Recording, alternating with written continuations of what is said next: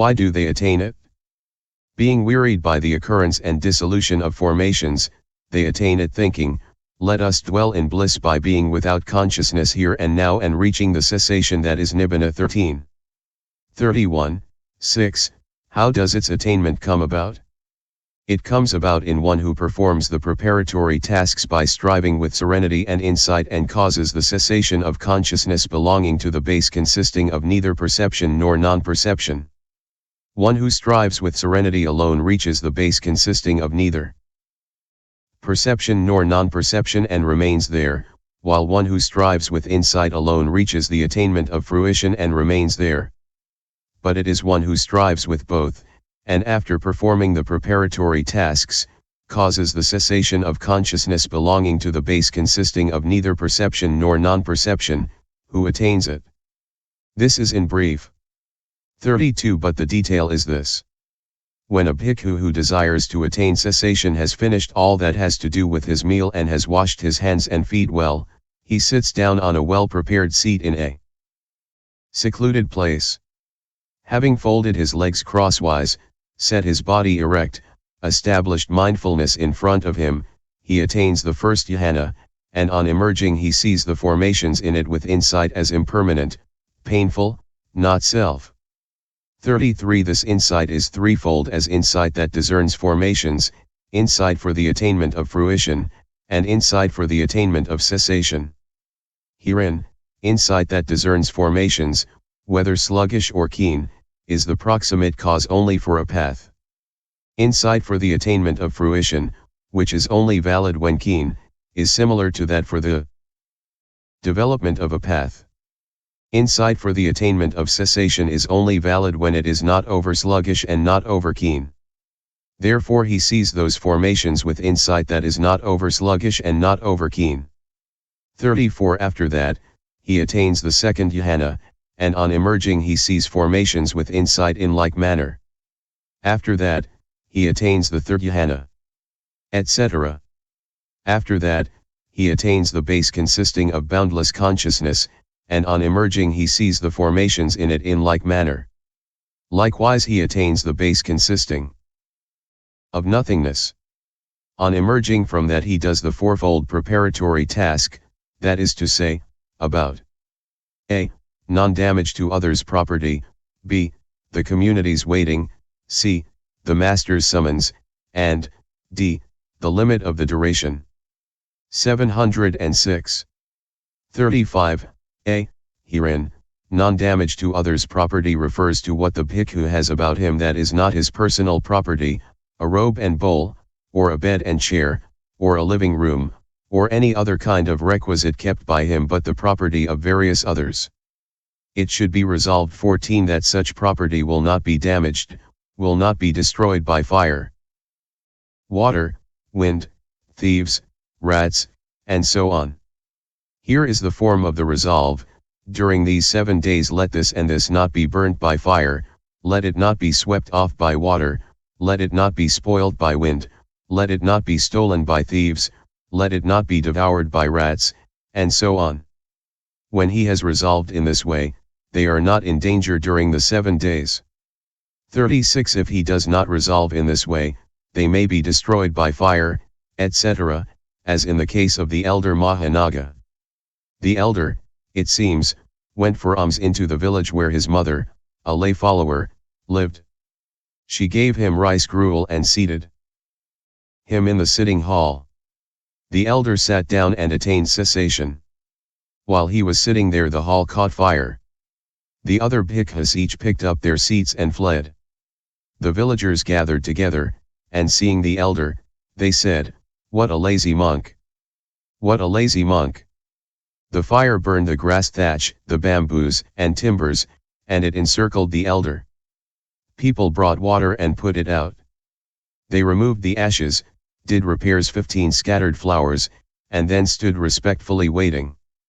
The elder emerged at the time he had determined. Seeing them, he said, "I am discovered," and he rose up into the air and went to Pyaogu Island. This is non-damage to others' property. 37 There is no special resolving to be done for what is his own personal property, such as the inner and outer robes or the seat he is sitting on. He protects all that by means of the attainment itself, like those of the Venerable Sanjiva. And this is said, there was success by intervention of concentration in the Venerable Sanjiva.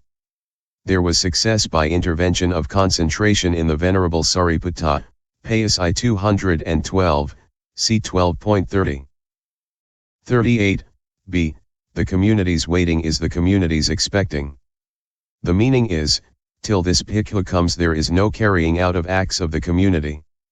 And here it is not the actual community's waiting that is the preparatory task, but the adverting to the waiting.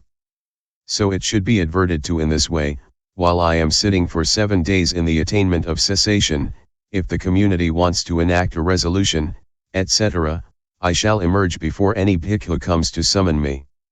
707 One who attains it after doing this emerges at exactly that time. 39 But if he does not do so, then perhaps the community assembles, and not seeing him, it is asked, "Where is the bhikkhu so and so?"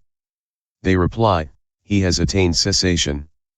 The community dispatches a bhikkhu, telling him, "Go and summon him in the name of the community." Then as soon as the bhikkhu stands within his hearing and merely says, "The community is waiting for you, friend," he emerges. Such is the importance of the community's order. So he should attain in such wise that, by adverting to it beforehand, he emerges by himself. 40. C. The Master's summons. Here too it is the adverting to the Master's summons that is the preparatory task. So that also should be adverted to in this way: while I am sitting for 7 days in the attainment of cessation, if the Master, after examining a case, makes known a course of training, or teaches the Dhamma, the origin of which discourse is some need that has arisen. 16 I shall emerge before anyone comes to summon me. For when he has seated himself after doing so, he emerges at exactly that time. 41 But if he does not do so, when the community assembles, the Master, not seeing him, asks, "Where is the bhikkhu so and so?" They reply, "He has attained cessation." Then he dispatches a bhikkhu, telling him, "Go and summon him in my name." As soon as the bhikkhu stands within his hearing and merely says, "The Master calls the Venerable One," he emerges. Such is the importance of the Master's summons. So he should attain in such wise that, by adverting to it beforehand, he emerges himself. 42. D. The limit of duration is the limit of life's duration. For this bhikkhu should be very careful to determine what the limit of his life's duration is. He should attain only after adverting in this way: will my own vital formations go on occurring for 7 days or will they not? For if he attains it without adverting when the vital formations are due to cease within 7 days, then since the attainment of cessation cannot ward off his death because there is no dying during cessation, 17 he consequently emerges from the attainment meanwhile.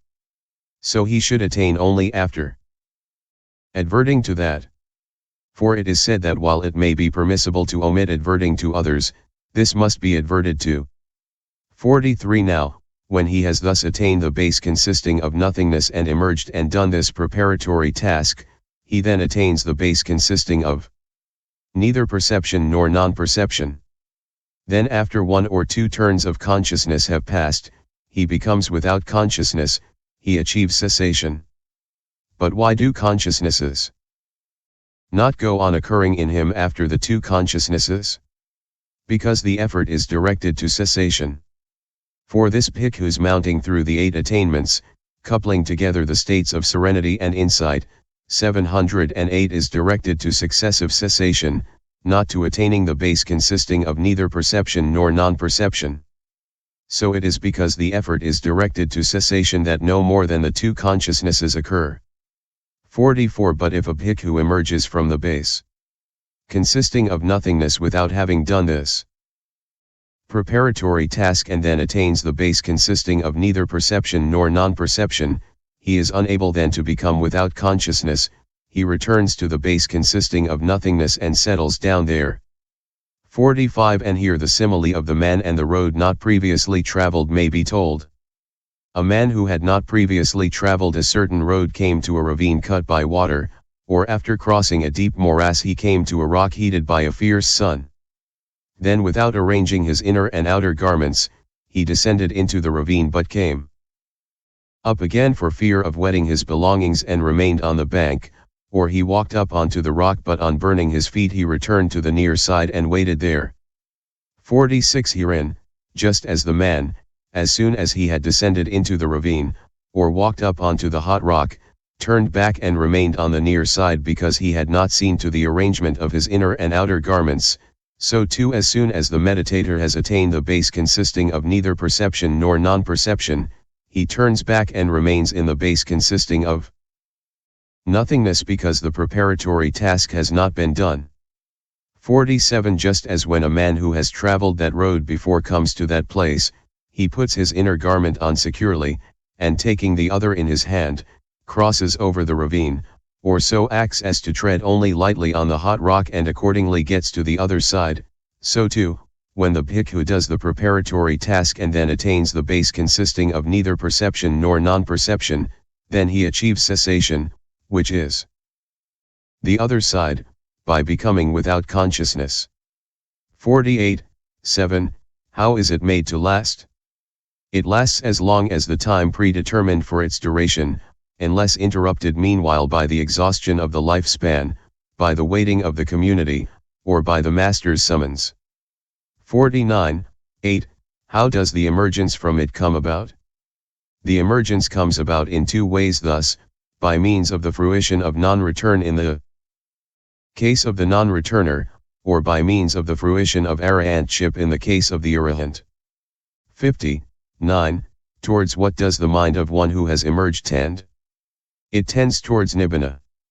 For this is said, when a bhikkhu has emerged from the attainment of the cessation of perception and feeling, friend Visakha, his consciousness inclines to seclusion, leans to seclusion, tends to seclusion, MI 302.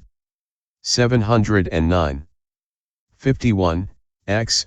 What is the difference between one who has attained and one who is dead? This is also given in a sutta, according as it is said, when a bhikkhu is dead, friend, has completed his term, his bodily formations have ceased and are quite still, his verbal formations have ceased and are quite still, his mental formations have ceased and are quite still, his life is exhausted, his heat has subsided, and his faculties are broken up. When a bhikkhu has entered upon the cessation of perception and feeling, his bodily formations have ceased and are quite still, his verbal formations have ceased and are quite still, his mental formations have ceased and are quite still, his life is unexhausted, his heat has not subsided, his faculties are quite whole, MI 296. 52. 11. As to the question is the attainment of cessation formed or unformed, etc. It is not classifiable as formed or unformed, mundane or supramundane. Why? Because it has no individual essence. But since it comes to be attained by one who attains it, it is therefore permissible to say that it is produced, not unproduced. 18. This too is an attainment which a noble one may cultivate.